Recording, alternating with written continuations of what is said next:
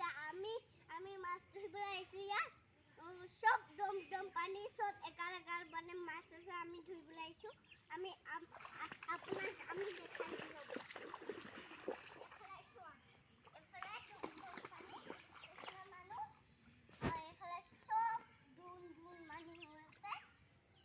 এতিয়া শুকালেহে ৰাতিপুৱা ধেৰ আছিলে